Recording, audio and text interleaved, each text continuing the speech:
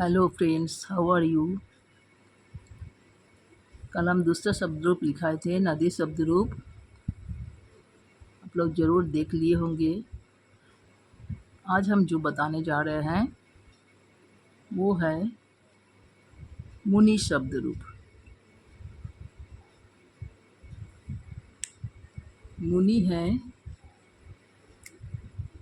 ई का अंत पुंगलिंग शब्द। हम यहाँ पर स्त्रीलिंग लिख दिए, नहीं पुंगलिंग होगा, पुंगलिंग। पुंगलिंग शब्द, ओके। पुंगलिंग शब्द हो गया आपका मुनि शब्द रूप। तो अभी उस शब्द रूप का जैसे नदी शब्द रूप था, वो था स्त्रीलिंग शब्द दीर्घई कारांत। ये है पुंगलिंग शब्द ई कारांत, छोटी ई, ठीक है। छोटी ई कारांत, हस्से कारांत पुंगलिंग शब्द हो गया मुनि शब्द रूप। इसमें भी दूसरा शब्द रूप के जैसा विभक्ति, चिन्ह, वचन ये सब होते हैं। विभक्ति होता है कारक विभक्ति, उसका प्रथमा, द्वितीया, तृतीया, चतुर्थी, पंचमी, षष्ठी, सप्तमी एज इट इज संबोधन लाइक अदर शब्द रूप, ओके। तो पहला लाइन हो गया इसका, पहला लाइन हो गया प्रथमा का चिन्ह होता है ने। इसका पहले शब्द रूप में भी हम लिखा दिए थे, आप लोग देख लीजिएगा। नदी शब्द रूप, बालक शब्द रूप, लता शब्द रूप, फिर फल शब्द रूप, ये सब में भी हम लिखा चुके हैं। विभक्ति एंड चिन्ह। विभक्ति का क्या चिन्ह होता है? प्रथमा विभक्ति का ने चिन्ह होता है, ठीक है। जैसे राम ने, मुनि ने, ठीक है। मुनि ने, मुनि पुंगलिंग होता है, मुनि राम होता है अकरंत पुंगलिंग। ये हो गया सही करंत पुंगलिंग, दोनों में फर्क है। तो इसको आप लोग को याद कर लेना है अच्छी तरह से। कुछ कुछ हम लिखा देंगे शब्द रूप, वो उतना ही खाली आपको याद करने से भी आप लोग का बहुत नॉलेज हो जाएगा संस्कृत में, और बातचीत भी कर पाएंगे। जितना हम लिखा देंगे उतना ही याद कर लीजिएगा, और बाकी सब उसी का जैसा, जितना शब्द है सब उसी का जैसा ही हो जाएगा, ठीक है। तो प्रथमा विभक्ति ने होता है चिन्ह। जैसे मुनि, मुनि में विसर्ग हो जाएगा। जैसे हिंदी में लिखेंगे तो विसर्ग नहीं होगा, और संस्कृत में लिखेंगे तो विसर्ग हो जाएगा, ठीक है।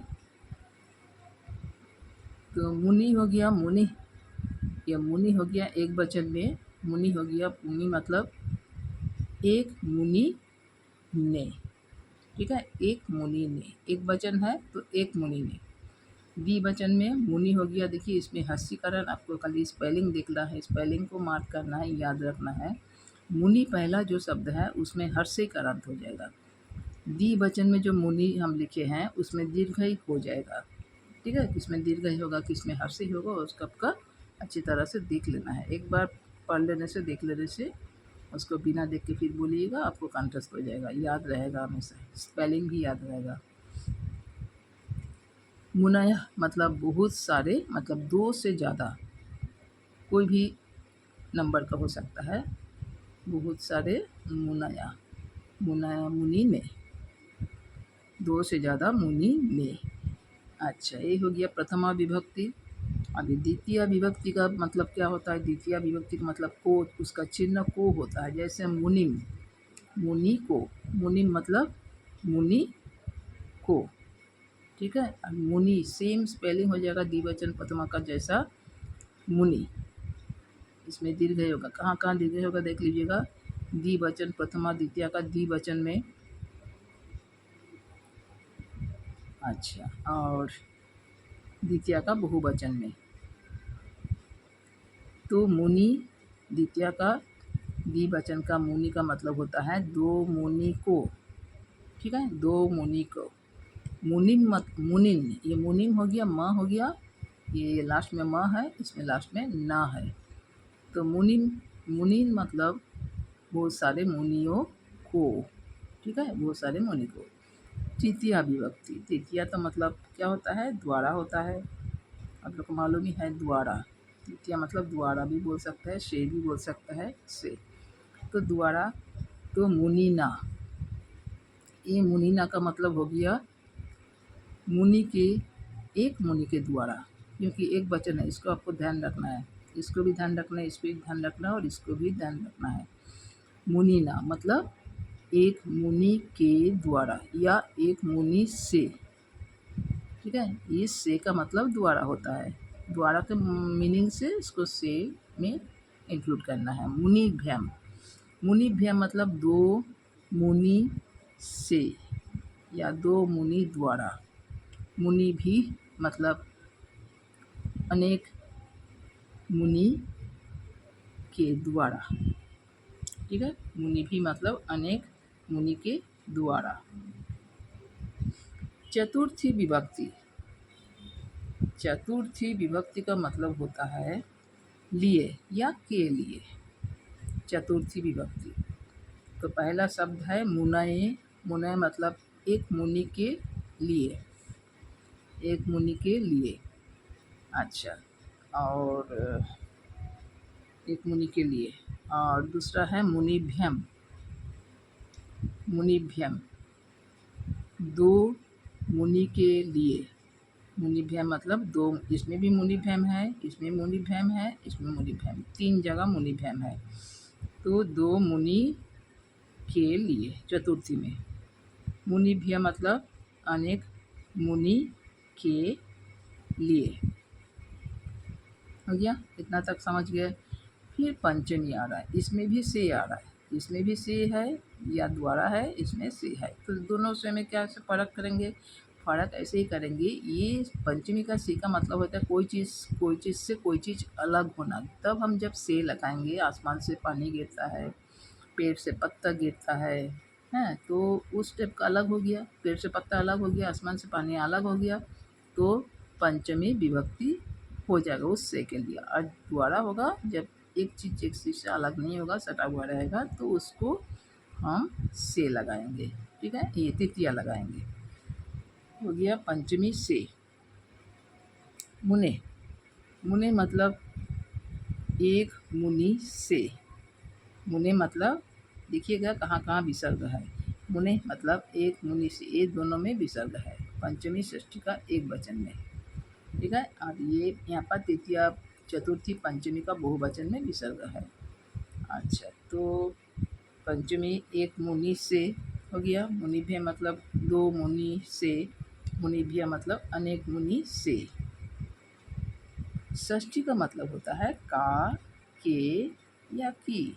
स्त्रीलिंग में की होगा, के मतलब बहुवचन में हो जाएगा, का मतलब पुंगलिंग में हो जाएगा। मुने, ये मुने मतलब हो गया मुनि का। मुन्यो मतलब दो मुनि के। मुनि नाम मतलब अनेक मुनि के। ओके, अच्छा, अभी आ गया आपका षष्ठी विभक्ति। षष्ठी का मतलब तो मालूम है का, के, की। मुने, मुन्य, मुनि नाम। मुने मतलब एक मुनि का, मुन्य मतलब दो मुनि का, मुनि नाम मतलब अनेक मुनि का, ठीक है। सप्तमी विभक्ति मतलब में, इसका चिन्ह होता है में। पहला शब्द है मुनौ, एक वचन में मतलब एक मुनि में। दूसरा द्विवचन में है मुन्य, मतलब दो मुनि में, इसमें विसर्ग है।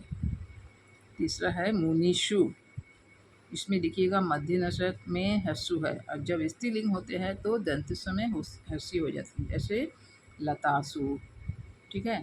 तो दंतिस में हो जाएगा लतासु में। इसमें मुनिषु मध्यनस में हस्सु हो जाएगा मुनिषु।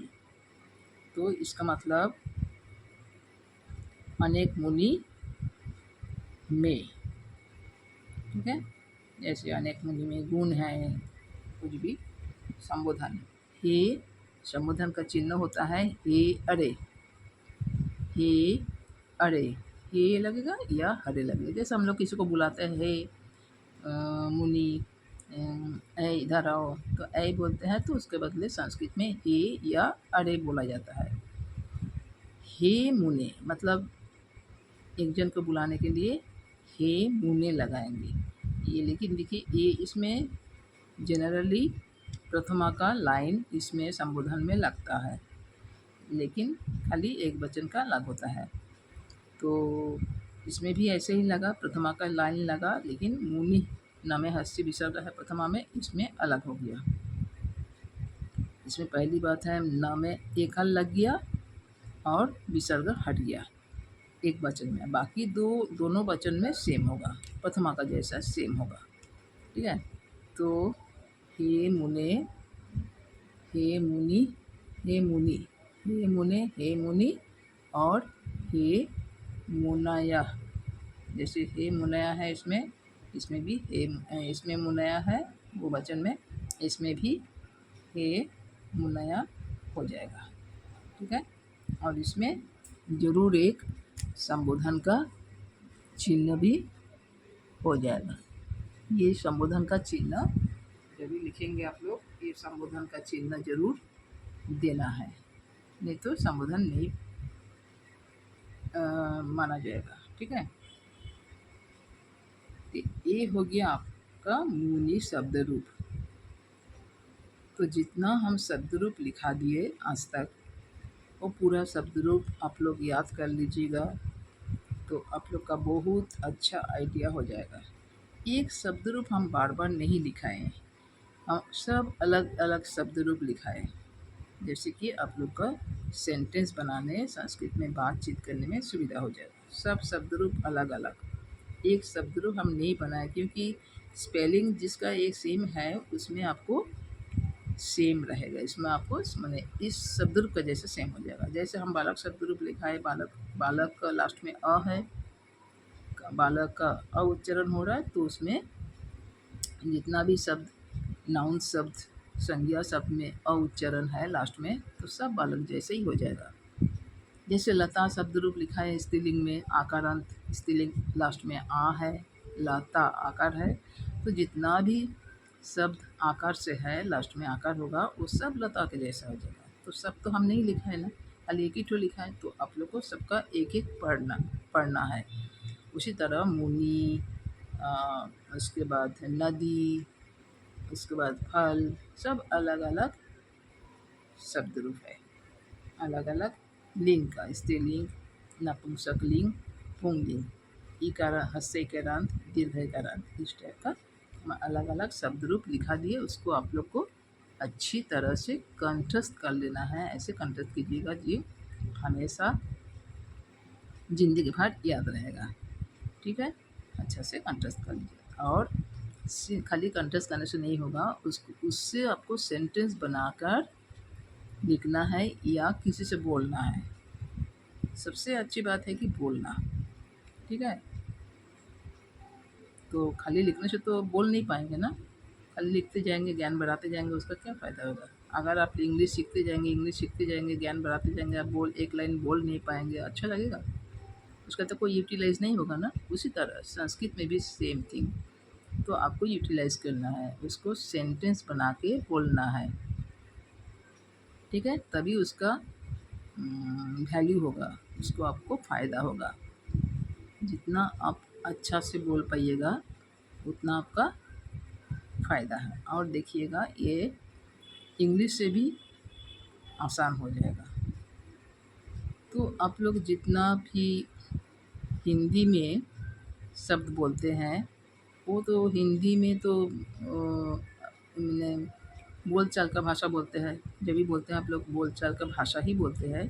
ठीक है, तो जब लेकिन जो शुद्ध हिंदी होते हैं, शुद्ध हिंदी जो होते हैं, वही संस्कृत में उसी में बिंदु विसर्ग लगा के उसी को ही बोलना है, उसी को ही उस शुद्ध हिंदी में ही आपको विभक्ति, चिन्ह वचन ये सब लगा के उसके हिसाब से आपको बोलना है और शुद्ध हिंदी। ठीक है, तो इसको आप लोग अच्छी तरह से याद कर लीजिएगा। ठीक है, और आप लोग को पसंद आएगा तो लाइक कर दीजिएगा, सब्सक्राइब कर दीजिएगा और कमेंट्स कर दीजिएगा और शेयर कर दीजिएगा। ठीक है, अच्छा अच्छा कमेंट्स कीजिए, अगर पसंद आया तो अच्छा अच्छा कमेंट्स कीजिए, शेयर कीजिए। Okay, thank you. Vande Mataram.